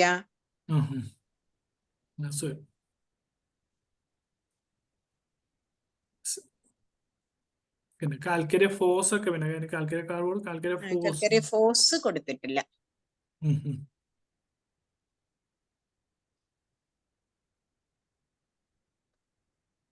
കാൽക്കേരിയ തന്നെയാണ് അടുത്ത് വരുന്നതാണ്. ഞാൻ കാൽക്കേരിയ ഫോസ് കൊടുത്ത് നോക്കാം. Thank you sir, thank you. Okay, thank you doctor. ഇനി ആർക്കെങ്കിലും എന്തെങ്കിലും അഭിപ്രായങ്ങളോ സംശയങ്ങളോ? ഭദ്രൻ ഡോക്ടർ ഹാൻഡ് റൈസ് ചെയ്തിട്ടുണ്ട്. ഡോക്ടർ അൺമ്യൂട്ട് ചെയ്ത് സംസാരിച്ചു.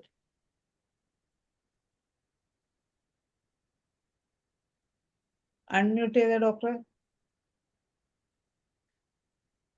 പറ്റുന്നില്ലേ? അൺമ്യൂട്ട് ചെയ്ത് നോക്കാമോ ഒന്നുകൂടെ? ശരി, ഓക്കെ. അപ്പൊ ഡോക്ടർ എം ജി ഗീത പറഞ്ഞ കേസിൽ എനിക്ക് സജസ്റ്റ് ചെയ്യാനുള്ള ഒരു മെഡിസിൻ കൂടെ ഉണ്ട്. സിഫിലിനം ഹെയർ പൊട്ടൻസ് കൊടുത്തു കഴിഞ്ഞാൽ ഈ ഓവർ സ്വെറ്റിങ്ങിന് നന്നായിരിക്കും. അത് മാത്രമല്ല മാസ്മാറ്റിക് ഡിസോർഡർ ഒരു കണക്ഷൻ വരുത്താൻ നല്ലതുമാണ്. സിഫിലിനം നല്ലതാണ്, ലൈക്കോപോഡിയം ഇതെല്ലാം ഹെയർ ഡോസ് ഉണ്ട്. ഇൻഫെർട്ടിലിറ്റിക്ക് നല്ല ആക്ഷൻ കിട്ടുന്നുണ്ട്. ഈ ഹൈപ്പർഡോസിസിനും നല്ല വ്യത്യാസം കാണാറുണ്ട്. അപ്പൊ അത് ട്രൈ ചെയ്ത് നോക്കാന്നുള്ള ഒരു സജഷനാണ് എനിക്ക് പറഞ്ഞത്. ലൈക്കോപോഡിയത്തിൽ എനിക്ക് നല്ല റിസൾട്ട്സ് കിട്ടിയിട്ടുണ്ട്, സിഫിലിനത്തിന് നല്ല റിസൾട്ട്സ് കിട്ടിയിട്ടുണ്ട്. എസ്പെഷ്യലി അസോസ്പെർമിയ, ഈ സ്പേം മോട്ടിലിറ്റിയുടെ കുഴപ്പം, പിന്നെ അതിന്റെ ഈ ഹെഡ് ആൻഡ് ടൈലിന്റെ ഡിഫക്ട്സ് അതെല്ലാം കറക്റ്റ് ചെയ്യാൻ സിഫിലിനം ഹയർ 10 mg കൊടുത്ത് കറക്ഷൻ വരുത്താൻ സാധിച്ചിട്ടുണ്ട്.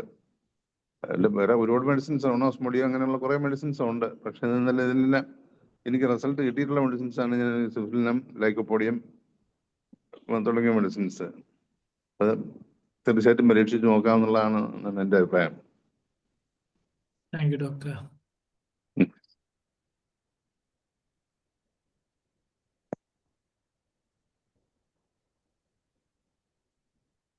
ആ, അതുപോലെ എറക്ടൈൽ ഡിസ്ഫങ്ഷന് ആസിഡ് ഫോസ്ഫറസ് അത് മെഡിസിൻസ് നല്ലപോലെ ഒണോസ്മോഡിയം അങ്ങനെ കുറെ മെഡിസിൻസ് നല്ല റിസൾട്ട് കിട്ടിയിട്ടുള്ളതാണ്. കാലിഫോസ് അങ്ങനെയുള്ള ഈ നെറോസ് ഡിസ്റ്റർബൻസസ് കറക്റ്റ് ചെയ്യാൻ ഉള്ള മെഡിസിൻസ് അതിൻ്റെ നല്ല ഗുണം കിട്ടിയിട്ടുണ്ട് പല കേസുകളിലും. പിന്നെ അശ്വഗന്ധ പോലെയുള്ള മെഡിസിൻസ് കൊടുത്തു കഴിഞ്ഞാൽ സ്പേമിന്റെ ക്വാളിറ്റി മെച്ചപ്പെടുന്നതായിട്ട് കണ്ടിട്ടുണ്ട്. അതൊക്കെ പരീക്ഷിച്ച് നോക്കാന്നുള്ളതാണ്. Thank you doctor. Thank you. Thank you. Okay, നന്ദി ഭദ്രൻ ഡോക്ടറെ. അതുപോലെ ഈ ഫേഷ്യൽ സെറ്റിങ് ഉള്ള വേറൊരു 1-2 മെഡിസിൻ, ഒന്ന് വിത്ത് റെഡ്നസ് ഉണ്ടെങ്കിൽ ബെൽഡോണ കൊള്ളാം, എപ്പിസ്, പിന്നെ കാൽക്കേരിയ ഗ്രൂപ്പും പറയുന്നുണ്ട്. എപ്പിസിന് ഫേഷ്യൽ സെറ്റിങ് പറയുന്നു. ഉണ്ട്. അപ്പോ ഗീത മാഡത്തിന് അത് നോക്കാവുന്നതാണ്. എപ്പിസിന് മാഡം പറഞ്ഞത് സിസ്റ്റം ഉണ്ടെന്നല്ലേ? ഇല്ലേ പറഞ്ഞേ? സിസ്റ്റം ഉണ്ടെന്നാണ് പറഞ്ഞത്. അപ്പൊ താങ്ക് യു എപ്പിസ് ഭദ്രൻ വന്നായിരിക്കും. ഡോക്ടർ. ഞാൻ സിഫിലിനും ട്രൈ ചെയ്ത് നോക്കാം. ബോത്ത് ആ. ഓവറീസിലും സിസ്റ്റ് ഉണ്ട്, മൾട്ടിപ്പിൾ സിസ്റ്റുകളുണ്ട്. അപ്പോഴ് എപ്പിസ് കൊള്ളാം. എപ്പിസ് ആ സിസ്റ്റിനും കൊള്ളാലോ. ഫേഷ്യൽ എപ്പിസ് സെറ്റിങ്ങും പറയുന്നുണ്ട്. എപ്പിസ്, ഉണ്ട്. ബെൽഡോണ, കാൽക്കേരിയ ഒക്കെയാണ് ഫേഷ്യൽ സെറ്റിംഗ് പറയുന്നത്. പിന്നെ അതിന്റെ മയാസ്മാറ്റിക് റെമഡി എന്ന് പറയാ ഭദ്രൻ ഡോക്ടർ പറയുന്ന പോലെ സിഫിലിനും കൊടുക്കും. ഭദ്രൻ ഡോക്ടർ സിഫിലിനും കൊടുത്ത് നോക്കാം. അതെ. Okay, thank you. Okay. Okay, ഇനി ഗീതമാണ് എന്റെ അധ്യാപികയോടാണ്. അത് ശരി. അധ്യാപിക ആണെങ്കിലും മാഡത്തിന് അധ്യാപികയായിട്ടിരുന്ന വർഷങ്ങൾ അത്രയും ഇതിന്റെ സ്ട്രെസ്സിൽ പോയി കാണും. പ്രാക്ടീസ് ഒക്കെ വളരെ കുറവായിരുന്നു. അതാണ് കോളേജ് ജീവിതത്തിൽ കോളേജില് ടീച്ചിങ്. അത് ഞാൻ തിരക്കായിട്ട് പത്തോളജിയിലായിരുന്നു. പത്തോളജിയിലെ നോൺ ക്ലിനിക്സിലായിരുന്നു. ക്ലിനിക്കലാണ്.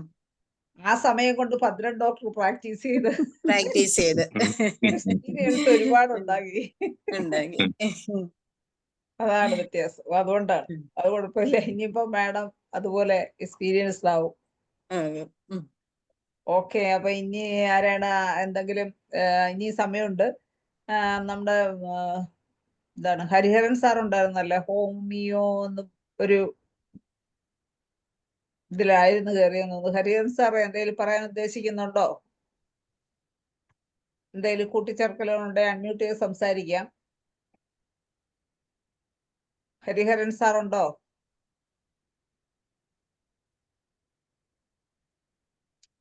ഹരിഹരൻ സാർ റെസ്പോണ്ട് ചെയ്യുന്നില്ലെന്ന് തോന്നുന്നു. ഹരിഹരൻ സാർ ഉണ്ടോ? ഉണ്ടെങ്കിൽ ഒന്ന് അൺമ്യൂട്ട് ചെയ്ത് സംസാരിക്കണേ. പിന്നെ വേറെ ലതാ മനോഹരൻ ഡോക്ടർ വീണ്ടും ഹാൻഡ് റൈസ് ചെയ്താണോ, നേരത്തെ ചെയ്തിരുന്നതാണോ ഡോക്ടർ? ഡോക്ടറെ ഒന്നുകൂടെ ചോദിക്കാം, സമയമുണ്ടല്ലോ, അതുകൊണ്ട് ഞാൻ ഒരു കാര്യം കൂടെ ചോദിക്കാം. ചോദിച്ചോളൂ. പൊതുവാൾ ഡോക്ടർ നേരത്തെ പറഞ്ഞിരുന്നു ഒബിസിറ്റി, പിന്നെ ഈ കഴുത്തിന്റെ ചുറ്റിനുമുള്ള ഡാർക്ക്നെസ്, ഇതൊക്കെ ഉള്ളവർക്ക് PCOS ഉണ്ടാകാനുള്ള സാധ്യത കൂടുതലുണ്ടെന്ന്. അതുമായിട്ട് ബന്ധപ്പെട്ട് മെഡിസിൻസ് ഏതൊക്കെയാണ് ഇൻഡിക്കേഷൻ ആയിട്ട് പറയാവുന്നത് അങ്ങനെയുള്ള കേസുകൾക്ക്?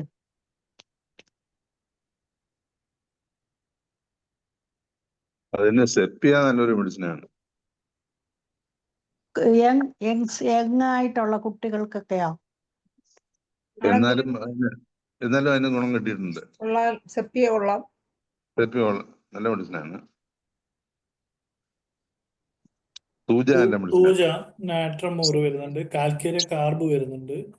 സൂജ, നേട്രമോർ, കാൽക്കേരിയ കാർബ്, ഇതൊക്കെ കൂടുതലും സെപ്പിയ. ഫീമെയിൽ റെമഡീസ് മെയിൻ ആയിട്ട് പൾസ്, സെപ്പിയ, അതൊക്കെ തന്നെ വരുന്നത്. പിന്നെ സൾഫർ വരാം. കാൽക്കേരിയ കാർബ് കൊടുത്തിട്ടുണ്ട് ഡോക്ടറെ. അപ്പം അത് മാറ്റം വന്നിട്ടില്ല. അങ്ങനെ കാൽക്കേരിയ കാർബ് കൊടുത്തു. ശരി. അത് PCOS ഇതാവുമ്പോഴേ അത് ശരിയാവും. പിന്നെ അതേപോലെ തന്നെ ഈ അകാദോസ് എന്ന് പറഞ്ഞാല് ഈ പ്രത്യേകിച്ച് ഈ ഇൻസുലിൻ റെസിസ്റ്റൻസ് ഫാമിലിയിലേക്ക് ഇതുണ്ടെങ്കിൽ അവർക്ക് ഉണ്ടാവും. അത് അകാദോസ് ഉണ്ടാവാനുള്ള സാധ്യത വളരെ കൂടുതലാണ്. അല്ല കാന്തോസ് നിഗ്രീസ് ഉള്ളവർക്ക് കുറച്ച് കഴിയുമ്പോൾ ഡയബറ്റിക് ആവാനുള്ള സാധ്യത വളരെ കൂടുതലാണ്. അങ്ങനെയുള്ളവർക്ക് ഏത് മെഡിസിനാ നമ്മൾ ഒരു പ്രിവെന്റീവ് സൈഡിലായിട്ട് കൊടുക്കാവുന്ന അങ്ങനെയുള്ള കേസ്? ഫാമിലി നോക്കുകയാണെങ്കിൽ നമുക്ക് മറ്റ് മെഡിസിൻസ് ഒക്കെ ഫാമിലി ടെൻഡൻസി ഒക്കെ ഉണ്ട്, നമുക്ക് കാർസിനോസിന് അങ്ങനത്തെ മെഡിസിൻസ് കൊടുക്കാൻ പറ്റും. Okay okay, thank you doctor. ഫോളിക്വിലിനും കൊടുക്കാറുണ്ടോ? ഇതുവരെ കൊടുത്തു നോക്കിയില്ല. അത് കൊടുത്തു നോക്കാം അല്ലേ? എക്ലാലാവുക ചെറിയ ഏത് അല്ല, ഞാൻ പൊതുവാൾ ഡോക്ടറോട് ചോദിക്കാണ്, ഫോളിക്വിലിനും കൊടുക്കാറുണ്ടോ? ഇല്ല ഇല്ല. ഇല്ല. ഭദ്രൻ ഡോക്ടറോ?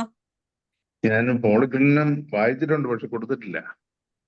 തൂജ, മെഡോർണോ, സിഫിലിനൊക്കെ കൊടുക്കാം. അതെ. അത് ഏതെങ്കിലും മെഡിസിൻ കൊടുത്തിട്ട് ഇന്റർ കറന്റ് ആയിട്ടല്ലേ കൊടുക്കുന്നത്? അതെ അതെ അതെ അതെ മെയിൻ മെഡിസിൻ ആയിട്ടല്ല, അതൊക്കെ ആ മെയിൻ നമുക്ക് മെഡിസിൻ ആയിട്ട് ഇടക്ക് നമുക്ക് കൊടുക്കാം. മറ്റേ നമ്മളത് കേസ് എടുത്തിട്ട് മെഡിസിൻ കേസ് എടുത്തിട്ട് ആ. ഏതാ കൊടുക്കുക. പിന്നെ അതിന്റെ മയാസം നോക്കിയിട്ട് നമ്മൾ മെഡിസിൻസ് ഇടക്ക് കൊടുക്കുന്നതാണ്. ഈ മെയിനായിട്ട് ഇങ്ങനത്തെ ഈ അസുഖങ്ങൾക്കെല്ലാം നമ്മൾ പറയുന്ന ഈ ക്രോണിക് ആയിട്ടുള്ള അസുഖങ്ങൾക്കെല്ലാം നമ്മൾ മയാസ്മാറ്റിക് മെഡിസിൻസും കൂടി കൊടുക്കേണ്ടി വരും, ഇന്റർകറന്റ് കൊടുക്കേണ്ടി വരും. എന്നാലേ നമുക്കത് പൂർണ്ണമായിട്ട് ട്രീറ്റ് ചെയ്യാൻ പറ്റുള്ളൂ. ഇന്റർ കറന്റ് റെമഡി കൊടുക്കുമ്പം അത് റിപ്പീറ്റ് ചെയ്യേണ്ട കാര്യമില്ല അല്ലേ? ഇല്ല ഇല്ല. ഒറ്റ ഡോസ് കൊടുത്താൽ മതി. മന്ത്ലി ഒക്കെ അതിന്റെ ഇത് നോക്കിയിട്ട് കൊടുത്താൽ മതി. ഫസ്റ്റ് തന്നെ കൊടുക്കാറില്ല, ഇടയ്ക്ക് കൊടുത്തിട്ട് ഒരു കുറവ് കിട്ടിയിട്ട് പിന്നെ അവിടുന്ന് പിന്നെ അങ്ങോട്ടും ഇങ്ങോട്ടും നിൽക്കാത്ത സമയങ്ങളിലാണ് നമ്മൾ പലപ്പോഴും ഇന്റർകറന്റ് കൊടുക്കേണ്ടി വരുന്നത്. ഒരു സ്റ്റേജ് എത്തിയിട്ട് അവിടെ സ്റ്റക്ക് ആവും, അപ്പോഴാണ് നമ്മൾ ആന്റിമയാസ്മാറ്റിക്കോ അല്ലെങ്കിൽ ഇന്റർകറന്റ് ആയിട്ട് കൊടുക്കേണ്ടി വരിക. ശരി ഡോക്ടറെ, താങ്ക് യു. ഇൻഫെർട്ടിലിറ്റി ചികിത്സിക്കുമ്പോഴേ ഞാൻ മുഴുവൻ കേട്ടില്ല ക്ലാസ്, ശരി സോറി. എന്നാലും ഞാൻ ഞാനൊക്കെ ഇൻഫെർട്ടിലിറ്റി ചികിത്സിക്കുന്നതെന്ന് പറയുമ്പോൾ ഇതിന്റെ ഈ ബ്ലഡ് ടെസ്റ്റ് എല്ലാം ചെയ്യണം. അതായത് FSH ചെയ്യണം, LH ചെയ്യണം, പിന്നെ ഇൻസുലിൻ ചെയ്യണം, അതുപോലെ തന്നെ AMH ചെയ്യണം. കേൾക്കാവോ? AMH ചെയ്യണം, പിന്നെ സ്കാൻ ചെയ്യണം, ഇൻസുലിൻ നോക്കണം. ഇങ്ങനെ ഇതെല്ലാം ടെസ്റ്റ് ചെയ്യണം. ഇതെല്ലാം പിന്നെ തൈറോയിഡ് നോക്കണം, ഇങ്ങനെ ടെസ്റ്റോസ്റ്ററോൺ നോക്കണം.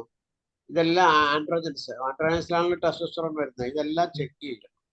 ഇതെല്ലാം ചെക്ക് ചെയ്ത് കഴിഞ്ഞിട്ട് നമ്മൾ ട്രീറ്റ്മെന്റ് സ്റ്റാർട്ട് ചെയ്യാൻ പാടും. അപ്പൊ എല്ലാം നോക്കിക്കഴിഞ്ഞാൽ പിന്നെ സ്കാൻ ചെയ്ത റിസൾട്ട് നമ്മുടെ കയ്യിലുണ്ടല്ലോ, അതും എല്ലാം കൂടെ വെച്ചിട്ട് വേണം ചികിത്സ സ്റ്റാർട്ട് ചെയ്യാൻ. ചികിത്സ സ്റ്റാർട്ട് എൻ്റെ അനുഭവത്തില് ഒരു നമ്മളെ കൊണ്ട് ഒരു 80% നമുക്ക് ഇൻഫെർട്ടിലിറ്റി സുഖമായിട്ട് ചികിത്സിക്കാൻ പറ്റും. എൻ്റെ ഈ അടുത്ത ദിവസം തന്നെ മിനിഞ്ഞാന്ന ഒരു കേസ് തന്നെ പോസിറ്റീവായി, ഇപ്പോ ഒരു ക്യാരിയും ചെയ്യുന്നു. അത് അങ്ങനെ വേണം ഇത് ചികിത്സിക്കാനായി. പിന്നെ AMH ഒരു പ്രധാന ഘടകമാണ്. AMH നോക്കണം.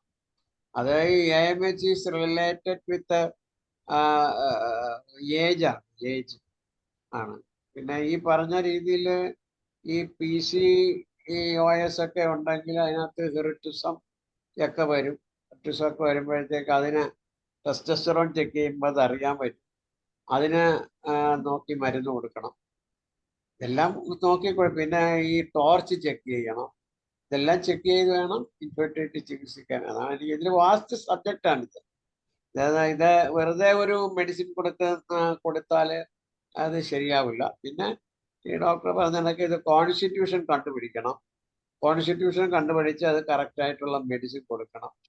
പിന്നെ ഇന്റർകറന്റ് റെമഡീസ് ധാരാളമുണ്ട്. പോളിക്വലിനുമുണ്ട്, പിന്നെ ഊഫോറിനുമുണ്ട്, പിന്നെ ഇങ്ങനെ പല ചിലപ്പം ഇൻസുലിൻ റെസിസ്റ്റൻസ് ഉണ്ടെങ്കിൽ അതിന് CGM അങ്ങനെ പോലുള്ള മെഡിസിൻസ് ഒക്കെ കൊടുക്കേണ്ടി വരും. പിന്നെ ഇങ്ങനെയൊക്കെ ഒത്തിരി കാര്യങ്ങൾ നോക്കുകയാണെങ്കിൽ ഇൻഫെർട്ടിലിറ്റി സുഖമായിട്ട് ചികിത്സിക്കാം, ഒരു പ്രശ്നവുമില്ല. ഡിസീസ് ഒക്കെ ട്രീറ്റ് ചെയ്യുന്ന പോലെ തന്നെ നമുക്ക് ട്രീറ്റ് ചെയ്യാം. ഈസി ആയിട്ട് ചികിത്സിക്കാവുന്ന ഒരു കാര്യമാണ് ഇൻഫെർട്ടിലിറ്റി. പിന്നെ ആണുങ്ങളുടെ സംബന്ധിച്ചാണെങ്കിൽ ഇതുപോലെ തന്നെയാണ്. ഈ സെവനെല്ലാം അനാലിസിസ് ഒക്കെ ചെയ്തു വരുമ്പോൾ നമുക്കറിയാം മോർട്ടാലിറ്റി നോക്കണം, പിന്നെ സ്പീം കൗണ്ട് നോക്കണം, pH നോക്കണം, പിന്നെ എന്തെങ്കിലും ലൈഫ് സ്റ്റൈൽ ഡിസീസസ് ഉണ്ടെങ്കിൽ അത് മാറ്റാനുള്ള ശ്രമം നടത്തണം. എന്നിട്ട് അങ്ങനെയൊക്കെ വരുമ്പോൾ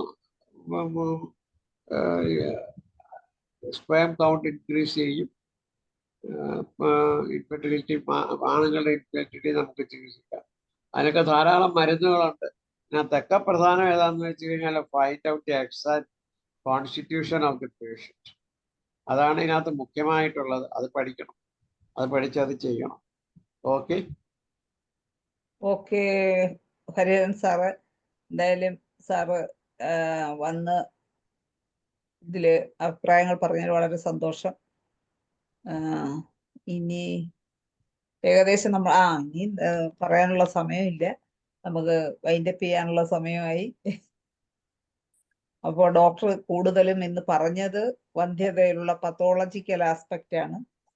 അപ്പൊ ഇനി ഡോക്ടർ തന്നെ സമയം കിട്ടുമ്പോൾ ഒരു ദിവസം തീർച്ചയായിട്ടും ഇതിന്റെ നമ്മളെ മെഡിസിനൽ ആസ്പെക്റ്റ് ഓരോന്നിനും ഒന്ന് പ്രിപ്പയർ ചെയ്ത് നമുക്ക് ക്ലാസ് എടുത്തു തന്നാൽ വളരെ നന്നായിരിക്കും. പലവരുടെ ഇത് കേൾക്കുമ്പോൾ നമുക്ക് വീണ്ടും വീണ്ടും റിമൈൻഡ് ചെയ്തുകൊണ്ടിരിക്കാം. എന്തെങ്കിലും പുതിയത് എന്തായാലും കാണും ഓരോരുത്തർ പറയുമ്പോൾ. അപ്പൊ അത് മനസ്സിലാക്കാനും സാധിക്കും. അപ്പൊ ഇന്ന് വന്ധ്യതയുടെ കുറെ കാര്യങ്ങൾ പറഞ്ഞു തന്ന ഡോക്ടർക്ക് നന്ദി പറയുന്നതിന് വേണ്ടി ജയലളിത ഡോക്ടറെ ക്ഷണിക്കുക. ജയലളിത ഡോക്ടറെ പറ്റുമെങ്കിൽ ഒന്ന് പ്രത്യക്ഷപ്പെടുക, ഇല്ലെങ്കിൽ അല്ലാതെ പറഞ്ഞാലും മതി.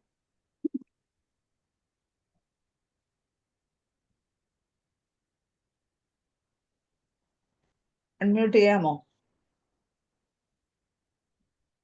ഓക്കെ. ഡോക്ടർ ഭയങ്കര മഴയാണ് ഇവിടെ. എനിക്ക് കാരണം പറയണതൊന്നും കേൾക്കാൻ പറ്റുന്നില്ല. എന്തായാലും ഡോക്ടറുടെ ക്ലാസ് ഞാൻ എനിക്ക് മുമ്പും കേട്ടിട്ടുണ്ട്. നല്ല ആ സ്ക്രീൻസ് ഒക്കെ ഉണ്ട്, നല്ലൊരു ഭംഗിയോടുകൂടി. നേരത്തെ ക്ലാസ്സുകളെല്ലാം അതെ, നല്ല സ്ക്രീനോടുകൂടി നല്ല ഭംഗിയോട് കൂടിയിട്ടുള്ള ഒരു ക്ലാസ് ആണ്. നല്ലോണം എക്സ്പ്ലെയിൻ ചെയ്ത പത്തോളജിയും ഫിസിയോളജിയും എല്ലാം നല്ല പോലെ എക്സ്പ്ലെയിൻ ചെയ്ത് മലയാളത്തിൽ പറഞ്ഞു തരുന്നൊരു ഡോക്ടറാണ്. എന്തായാലും ഡോക്ടറിന്റെ ക്ലാസ് അതിഗംഭീരമായിരുന്നു. ഇടയ്ക്ക് എനിക്ക് കേൾക്കാൻ പറ്റിയില്ല മഴയായതുകൊണ്ട്. എന്തായാലും കേട്ടെടുത്തോളം നല്ല ക്ലാസ് ആയിരുന്നു. ഡോക്ടർ വീണ്ടും വന്ന ആ മെഡിസിനൽ പാർട്ട് കൂടി ഒന്ന് എക്സ്പ്ലെയിൻ ചെയ്ത് തരണമെന്ന് എൻ്റെ റിക്വസ്റ്റ്. അപ്പൊ എൻ്റെ പേരിലും IAPHന്റെ പേരിലും ഇവിടെ ഇരിക്കുന്ന എല്ലാ ഡോക്ടേഴ്സിന്റെ പേരിലും ഒരുപാട് നന്ദി. Thank you doctor. ഒരുപാട് എഫർട്ട് എടുത്തിട്ടുണ്ട് ഡോക്ടർ. എന്തായാലും big salute. Okay, thank you. Jayalalitha doctor ഇവിടെ പറയുന്നത് അങ്ങോട്ട് കേൾക്കാൻ വയ്യെങ്കിലും അവിടെ പറയുന്നത് നല്ല ഒച്ചയിലാണ് കേട്ടാ, നല്ല സൗണ്ട് ഉണ്ട്. അപ്പോഴെന്തായാലും ജയലളിത ഡോക്ടർക്ക് പ്രത്യേകം നന്ദി അറിയിക്കുന്നു. നമുക്ക് മലയാളം സെഷൻ ഇവിടെ അവസാനിപ്പിക്കാൻ സമയമായി. ഡോക്ടർ നല്ല ഒരു ക്ലാസ് ആയിരുന്നു. ഇനിയും ഡോക്ടറുടെ ക്ലാസ്സുകൾ പ്രതീക്ഷിച്ചുകൊണ്ട് നമുക്ക് ഇന്ന് പങ്കെടുത്ത എല്ലാവർക്കും